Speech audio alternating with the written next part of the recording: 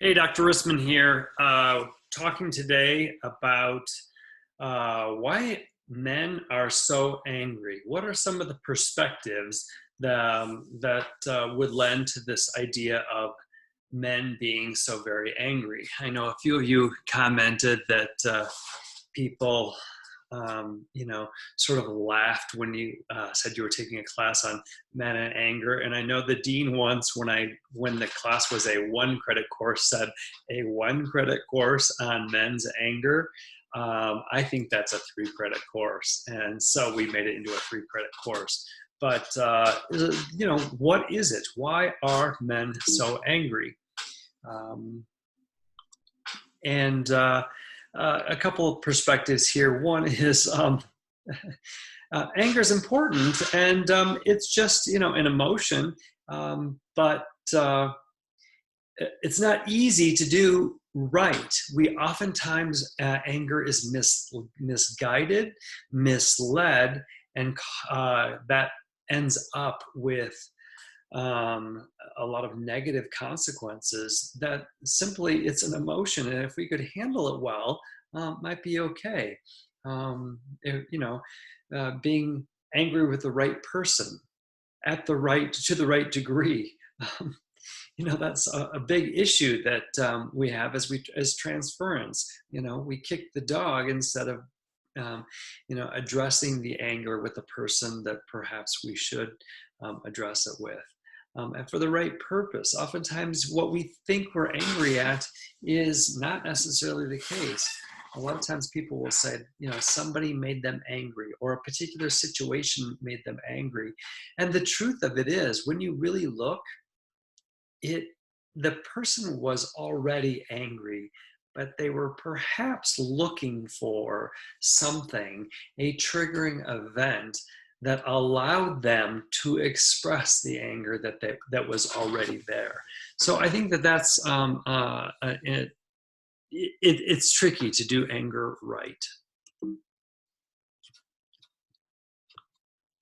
So in terms of the anatomy of anger, now does not refer to the pathophysiology, which we will refer to at some point. But this is Pema Chodron's perspective. Pema, if you haven't ever read Pema, read her. She's a grandma. She's a Buddhist nun. She's easy to read. I really like her stuff because she's Buddhist, and she has some great teachings, amazing teachings, but she does it with humor, and it's very approachable. So if you're curious, I'm trying to think of some of the names. I've got some books right over here, but take a look at any of her stuff. It's really great. But basically what she says, she wrote this really great article about anger a while back in the Shambhala. I think it was in Shambhala magazine. That she says that it's an emotional response to a threat. And that threat, and if you can imagine this for men especially, that threat creates an overwhelming feeling that compels us to want to resolve this. We can't stand the emotion. We can't stand the feeling. We have to get rid of it.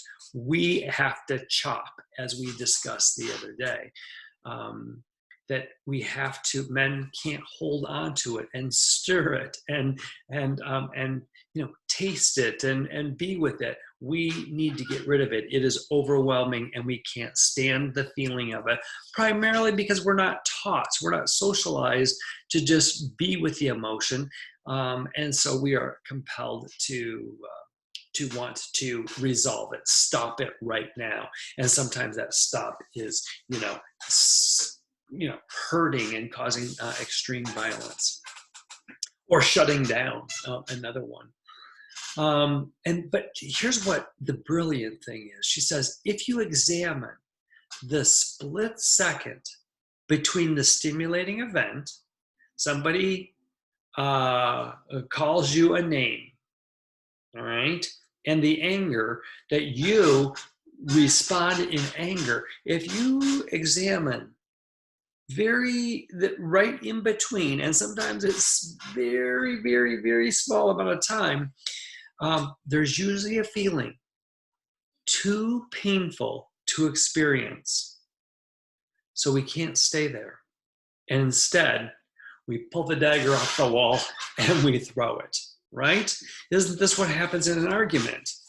Somebody says something, your partner says something, your parent says something, it's like, and we pull the dagger off the wall and then we throw it. And oftentimes, if you look, it's oftentimes hurt. It's oftentimes ouch. And I really encourage my patients when they're dealing with anger, if you could possibly say ouch. You know, when somebody says, you know, don't you think you're a little bit young to wear that, or a little bit old to wear that outfit? Or, you know, something, you know, a little bit like, whoa, it was kind of hurtful. You don't say ouch. And we should. But what we do say is we pull that off and we say, well, yeah, well, you're kind of fat yourself, or, you know, pot calling the kettle black, or, you know, you should talk, or something like that. Something that digs right back, okay? But here's the problem. What happens next? They don't say ouch either. They instead pull the dagger off the wall and they throw it back. And we end up bludgeoning each other in relationships because we're not telling the truth, which is, wow, that was hurtful. If we could just stop that, stop right there and go, wow, that's really hurtful. Or fear, wow, I'm really afraid. That really scared me. If we could examine it and just look, and again, it is so fast, we are so good at it, it is so fast we don't even know it exists. We go right to anger. So let's look at that. I want you to look at that the next time you get into an argument or have kind of anything that's sort of inciting, something that's where you get a little bit angry, and that your anger might actually not be pulling off the dagger off the wall. You actually might be closing your mouth and going, because you might get scared. It's too overwhelming, and so you shut down. That's another response too. The reaction obviously causes further damage. We end up bludgeoning each other. Her teaching as I'm learning to stay. I love this. Just like with a dog. Stay, stay, stay. If we could tell ourselves that, you know, sit with the feeling, oh, that really hurt. When you said that, that was really, but don't say anything, not yet. Not yet, because we're too angry right now, okay?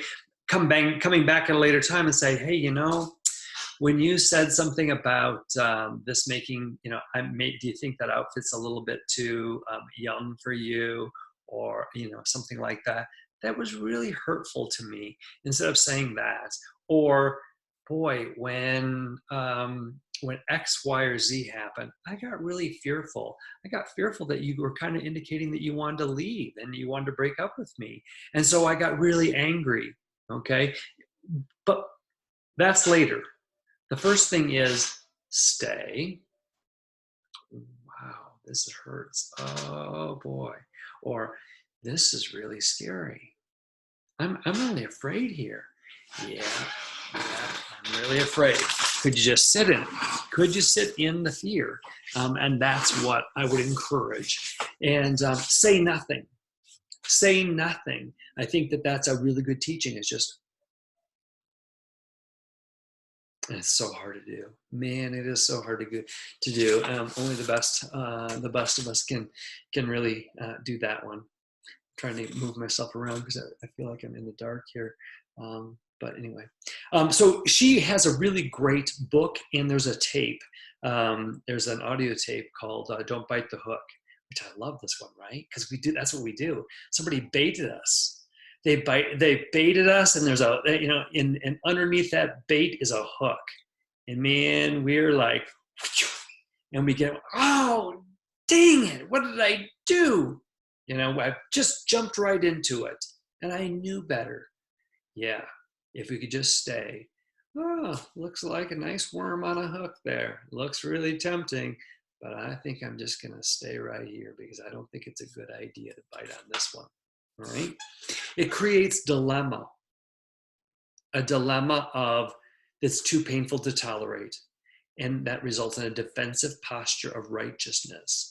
Yeah, well, you shouldn't have, etc. And that strengthens our position. I'm right. Boy, I'm the victim here, and you should not have done that. That justifies why I did what we did. Boy, if we look at politics right now, there was so much justified anger out there, and I want you guys to really take a look at that. We'll talk about it a little bit more. I think actually maybe the next slide. Justified anger. This is so good. Anger is the price we pay for being attached to a narrow view of being right, while the collective pain we cause others and ourselves bleeds our souls. Whew. Yeah, we need to be right. Why do we need to be right? Because we're so insecure. If we were really secure, would we need to tell people we're right? Nah, wouldn't make any difference. But we're not so sure. We're insecure. We're not so sure that we're right.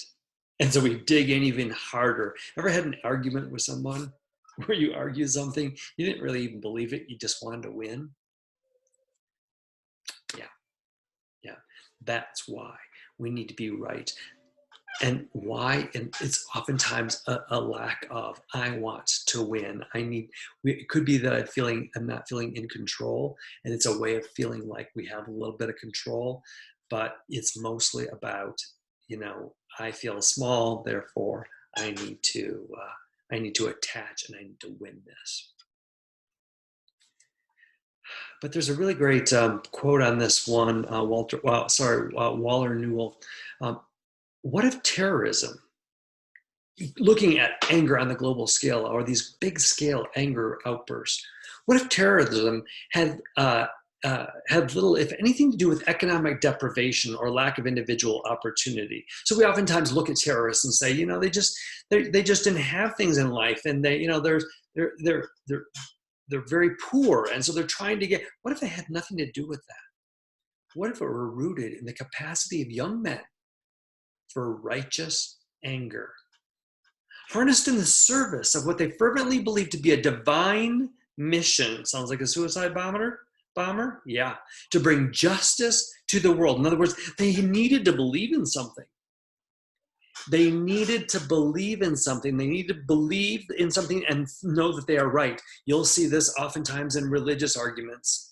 Doesn't matter the religion, but this is what oftentimes is, this whole, coming back to, I am justified in doing so. And it's not about the economic deprivation, but rather, or some population not having as much, but rather I need to attach something because I want to believe really strongly in some sort of a doctrine, because again, it's not enough of self. It's not enough of one's own strength of what they believe in. And instead, we need to attach to something. And so it actually comes from a place of deficiency. What's this threat? It's a reaction to a threat. And oftentimes, as I said, this is another emotion. It's fear. It's sadness. How anger is one of the stages of grief, and it's there because it's more comfortable.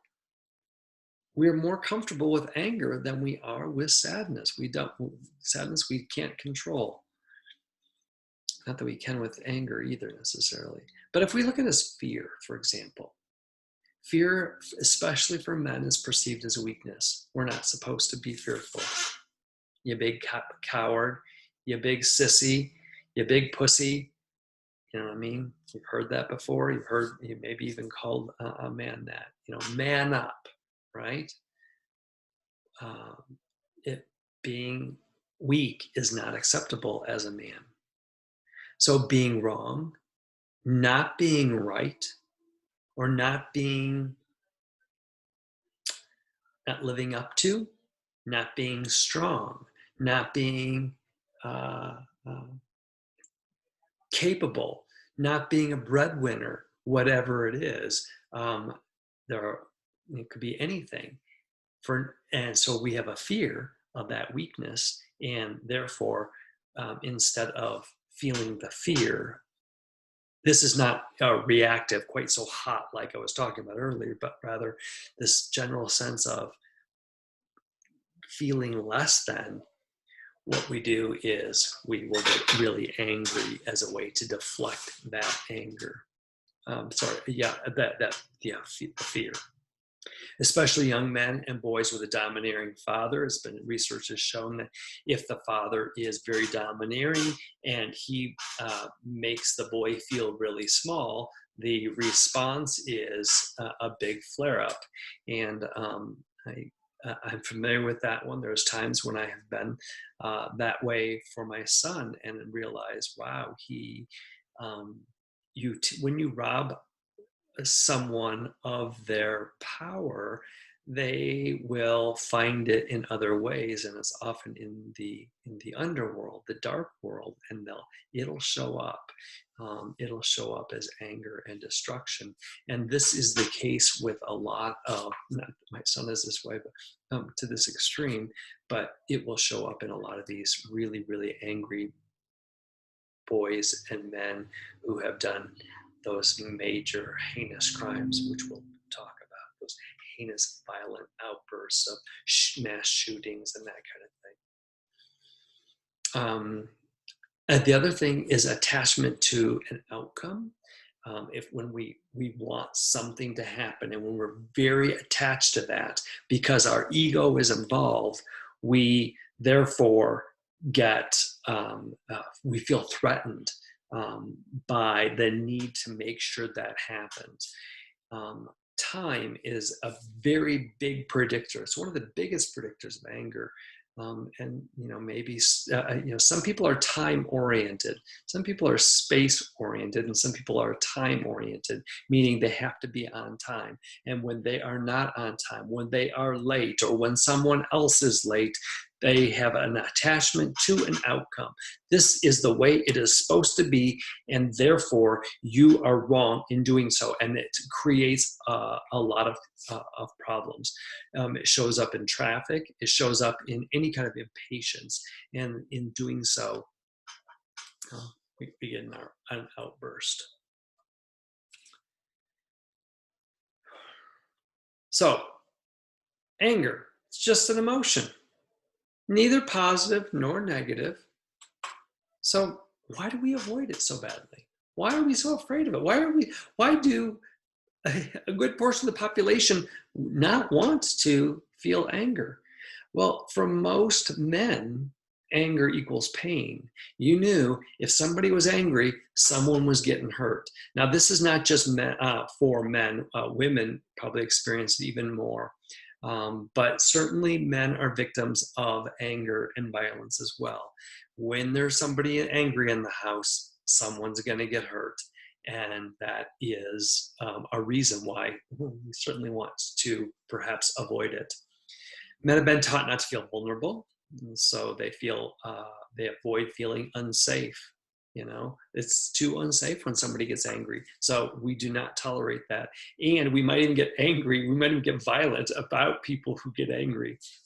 It's kind of a repetitive cycle. Anger can't cause pain if it's healthy and constructive. Wow, that made me feel very angry. I feel very angry about that statement. I feel really irritable, really irritated when I don't get my way, when I don't win. I get really irritated.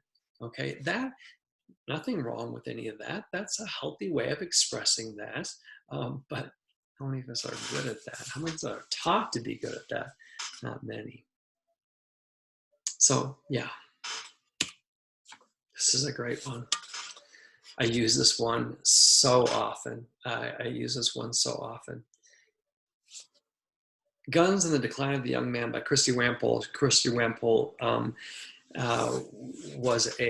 is a French teacher at Princeton, and wrote this after some of the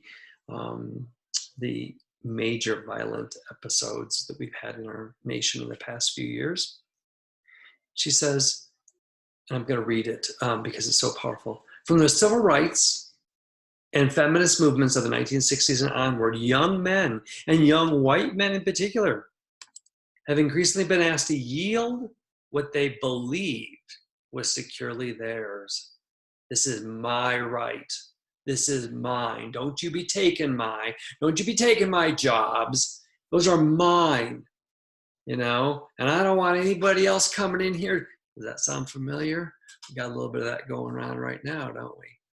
This underlying fact, compounded by the backdrop of violent entertainment. She's not saying the cause, but the backdrop of violent entertainment and easy access to weapons. Again, it's not just weapons, it is access to them. When we have this violent backdrop of violent entertainment and we feel something's being taken, you are taking something away from me. Yeah. Creates the conditions for thousands of young men to consider their future prospects and decide, I'd rather destroy than create. I'm just going to destroy, and I'm going to bomb. I'm going to create, be a suicide bomber. I'm going to shoot. I'm going to whatever, because it is better than accepting the fact that I may be wrong. Maybe it is, you know, it takes a lot of maturity to go, you know what? I believed that this was securely mine. I believed I had a right to X, Y, or Z, right? Privilege. I believed that I had a right to that. And guess what? Ooh.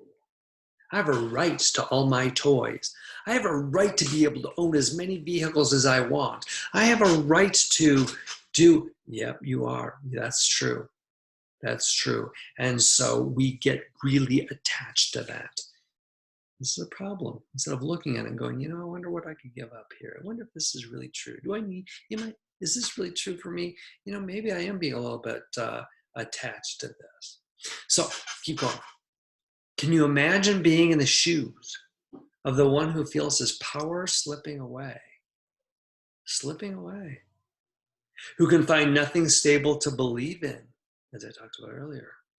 Who feels himself becoming unnecessary.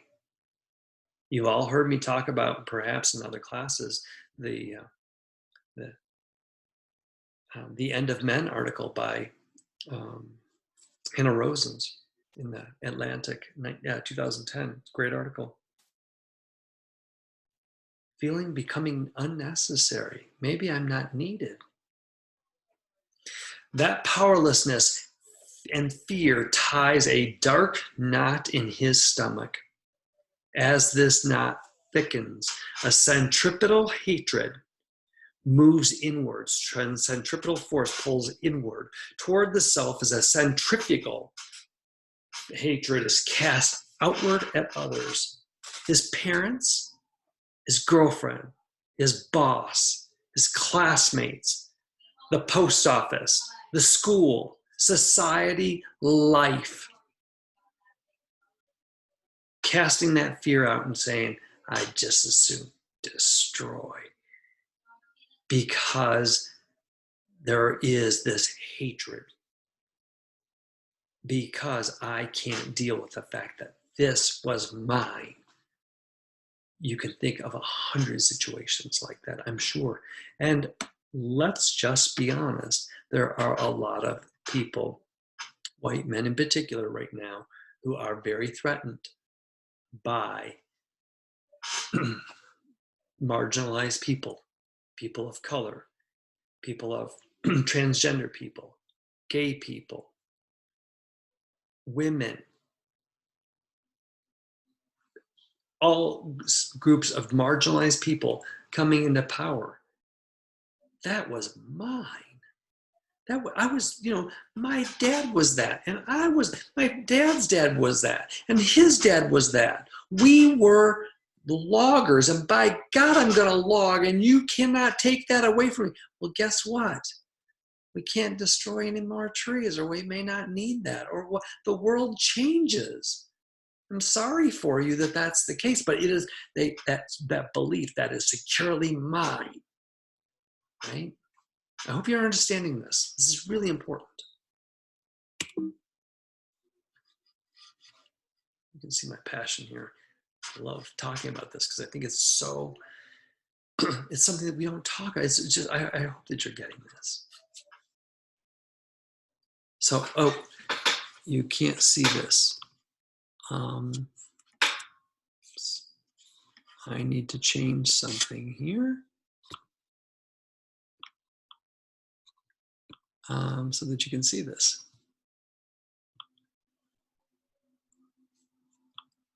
Ooh, I hope I'm doing that right. I hope I did. There.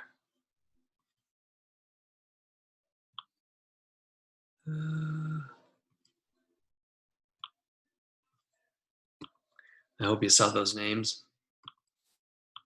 and can understand where I'm going here. I need to edit. I need to change the color.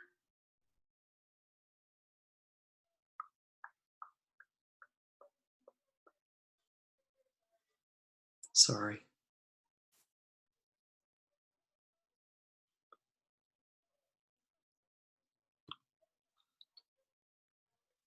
Okay, so we're going to use white. Okay. Any of those names sound familiar? Klebold and Harris certainly should. McVeigh, Timothy McVeigh, James Egan Holmes. Is it the tip of the iceberg? Are these guys just the few that we see that are visible? Absolutely. So the rest of, so what's underneath, the biggest part of the iceberg, it may not be as extreme, but he may be the guy who goes home and causes havoc, who beats the kid, who kicks the dog, who treats his employees terrible, who treats women terrible, who is violent and aggressive and passive aggressive and all the things we're going to talk about to others. Yeah, I think that they're just they're a symptom of a much greater problem.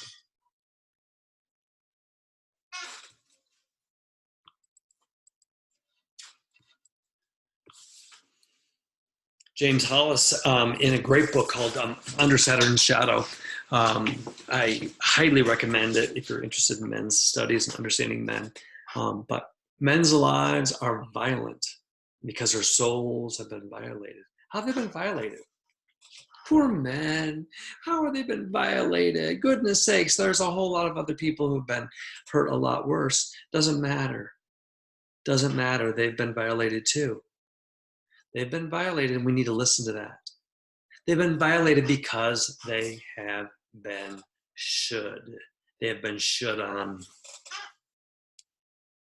Men should. Boys should. Boys should not cry. Boys should not act like girls. Boys should act like this. Boys should like sports. Boys should blah, blah, blah. Men should, be independent. Men should be financially independent. Men should all the rules, right? We should on them.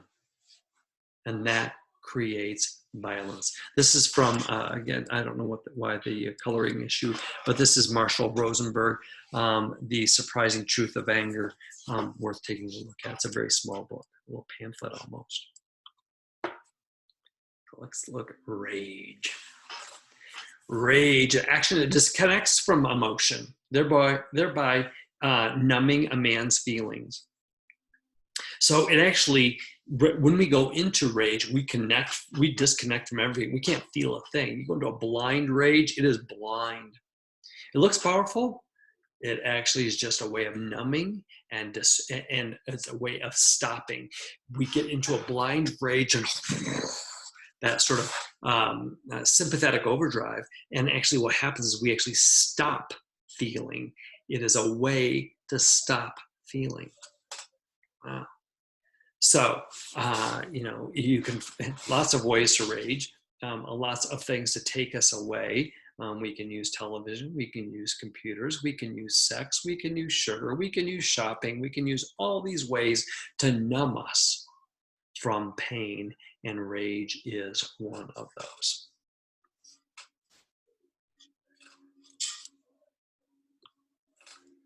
So anger versus rage. This is really good because anger is, hey, I'm pissed off. Wow, woo, that makes me angry. Okay, here and now.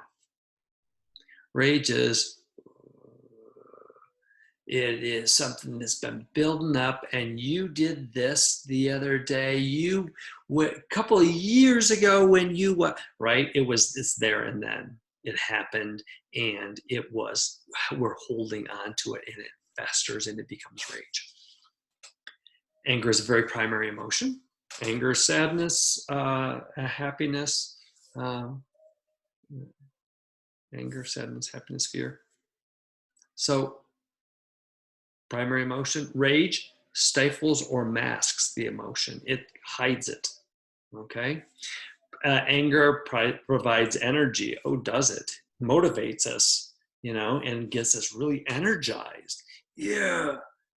Rage, man, it just drains you. You go into this intense sympathetic overdrive where you are, chasing the, you're chasing the lion, I guess, perhaps not running away from the lion, but chasing the lion, and you get exhausted. Anger doesn't hurt anyone. It's just emotion. Rage does. Hurts everyone involved because we stopped feeling. We got out of the moment and we're now reacting to it. Okay? Anger can help communication. Rage increases conflict and miscommunication. And boy, it destroys.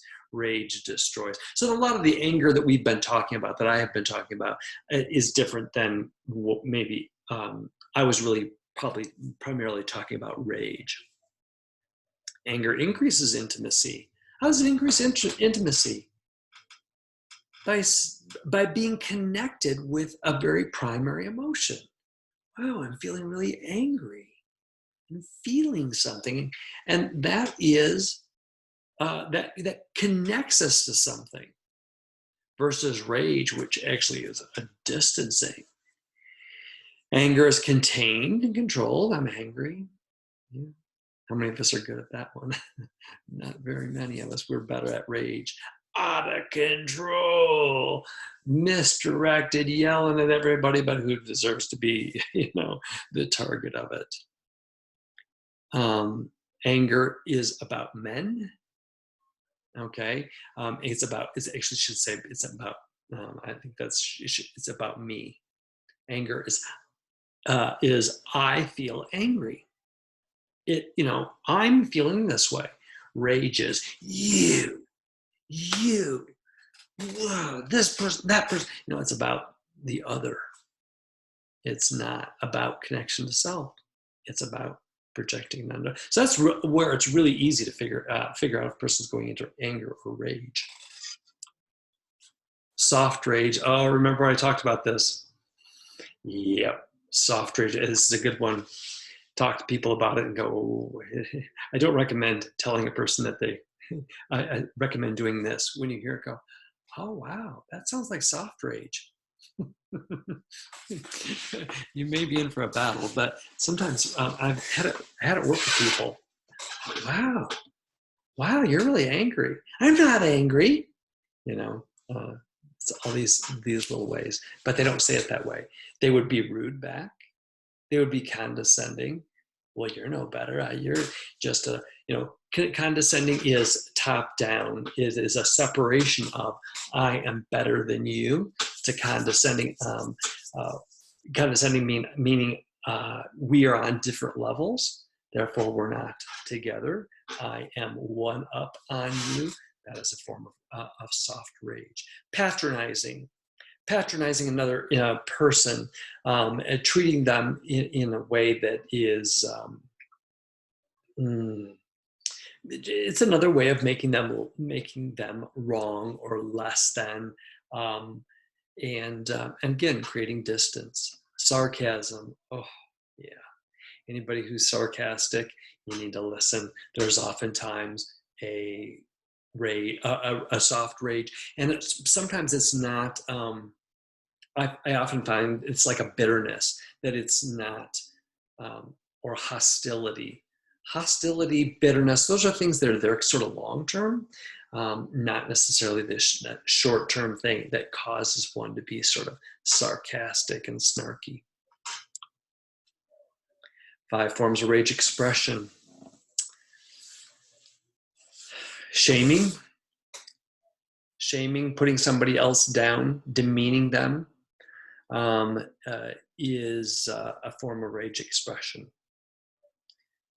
Happens in relationships, where one person shames the other. It could be a parent-child relationship. Oftentimes we've learned to parent that way. When we want to change a behavior, we oftentimes shame towards that, and it is very destructive. Blaming. Very common one in relationship. Well, you, right? So again, we're going into rage because we're not owning up to our part. We're blaming. Action finds fault without an avenue for mending. There is no avenue for mending. The way to mend is to stop and go, me. What's going on? What's going on? Tap into it. Criticizing. Ooh, this is a good one. Man, how often do we criticize? And I like these ones. Well, with all due respect. Yeah. When somebody says, with all due respect, oftentimes you just know that there's an insult coming. So it's not respectful. I hope you aren't offended, but yeah, never believe anything. What do they say? Never believe anything after the but. Yeah. Because it's the truth is the first part. I hope you're not offended. Okay, I'm going to offend you here. It's a rage expression. Preaching and teaching. Ooh, as a parent, especially dad, man, he loves to do this, right? Hammering a point home, but it's oftentimes very belittling and very shaming, and it is just a way of driving someone. It is a way of power to push someone. That's the teaching, rather than being with them. And as I'm saying that, I'm realizing, wow, I'm a teacher too, and I probably have, it may be a form of rage. Maybe I'm mad because we're not understanding anger as well as we should. I'll own that. Okay, and then judging. The one who decides whether you're innocent or guilty, who's right, who's wrong, and then assigning some sort of a judgment or a penalty upon that. This is, again, can be, not always, but oftentimes one would need to look for where there might be a little bit of anger there. Styles of rage. Intimidating. The intimidator, the one who tries to belittle and therefore make himself big, again, because we feel small. So I'm going to intimidate you. I'm going to coerce you into a certain behavior because it's what I want, okay? That's what I want for you. The interrogator, where were you? Well, how come every time? Well, this doesn't seem to be, you seem to be doing it this way, like that kind of interrogation is a form of rage. And it's a style. You probably know people who are intimidators and interrogators. How about the poor me, the martyr? Oh yeah, that's a form of rage, Well, you guys never come around to me. Mom, use this one. Well, I guess my feelings don't matter here. Guess you never come visit me. That kind of thing. It's a form of anger, of rage, really. Not just a form of anger, because anger would say, hey, I'm angry that you don't come see me. And the rage would be like, you always go over to the in-laws' house for Christmas, but you don't ever come over to our house. What's going on? Everybody takes, everybody's good to everybody else, but not me. I never have enough. I never get enough. Those are forms of rage. And the distance, or again, putting that distance between someone. So somebody who pulls back, who hides, who doesn't communicate, etc. The silent treatment, absolutely, and actually using not only silence but using sex, using manipulation in many ways is a form of distancing, and actually in some form of intimidation as well. Enrage versus outrage. Boy, there's a lot in this one, isn't there? Let me break this down a little bit. Enrage is when we stew and obsess, when it stays in. We self-medicate, and enragement is when we trying to simply take care of it ourselves, and using alcohol, using food, whatever, to medicate that feeling on the inside.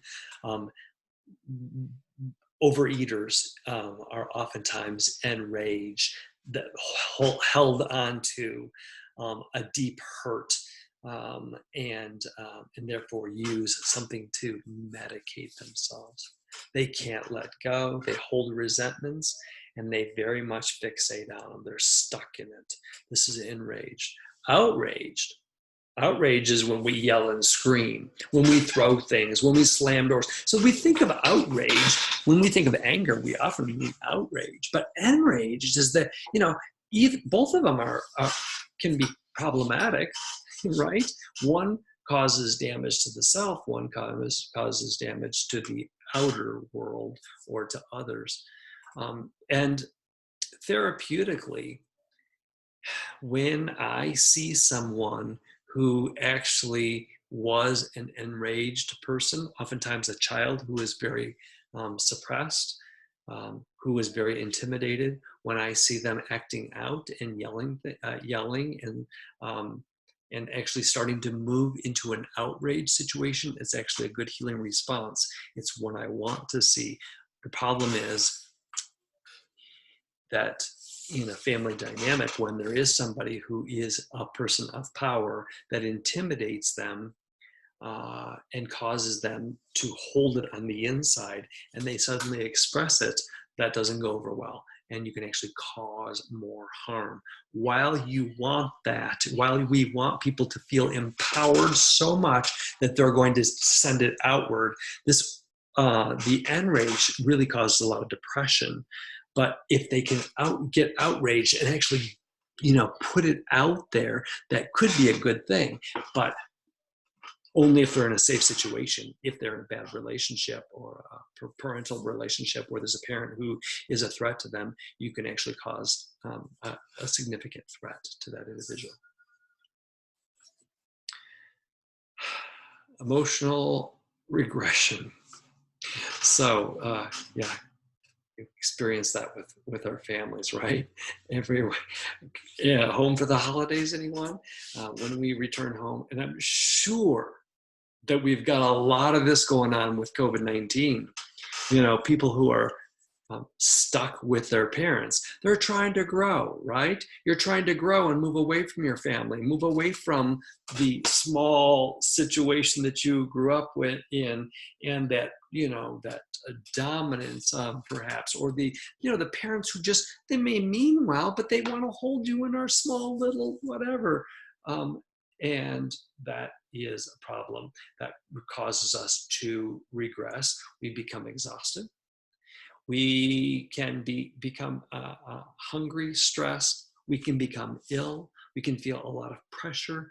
And I wonder if many of you or friends are experiencing this regression, even regression back to childhood, and a real frustration with this because we are trapped in being held to something that we once were that no longer fits. It's like putting on a clothes or putting on a shell if you're a turtle that no longer fits.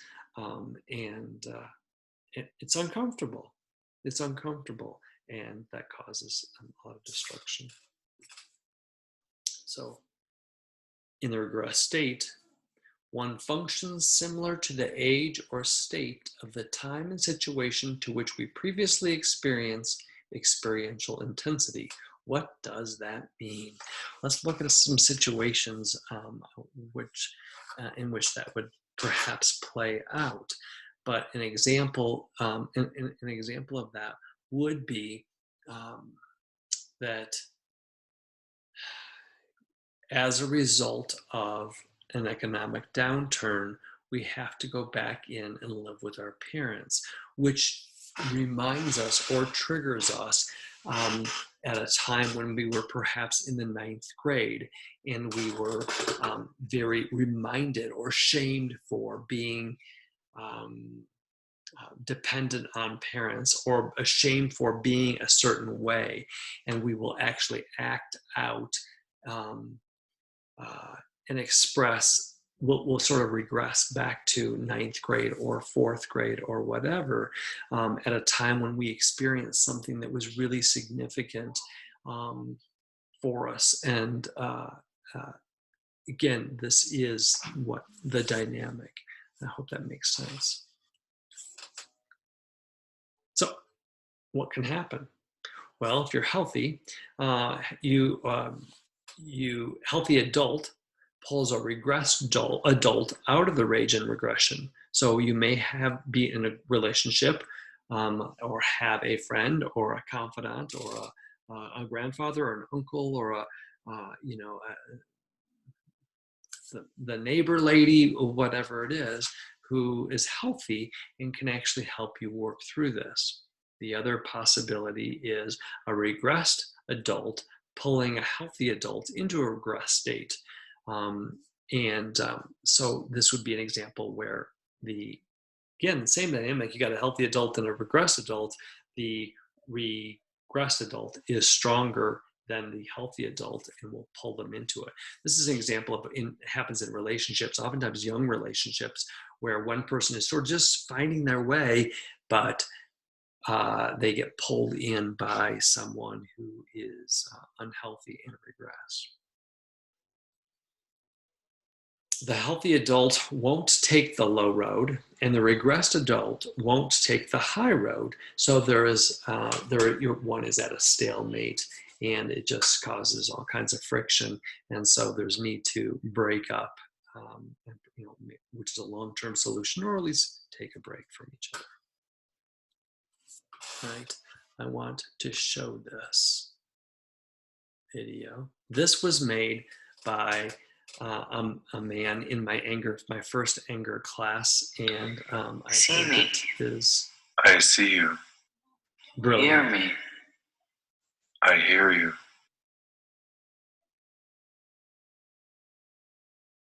See me. I see you. Hear me.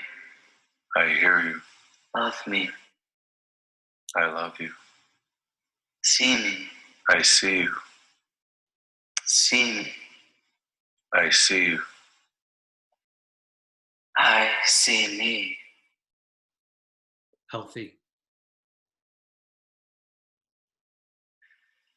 See me. See me. See me. See me. See me. See me. See me. See me. See me. See me. See me. See me. See me. See me. See me. See me. See me. See me. See me. Someone see me.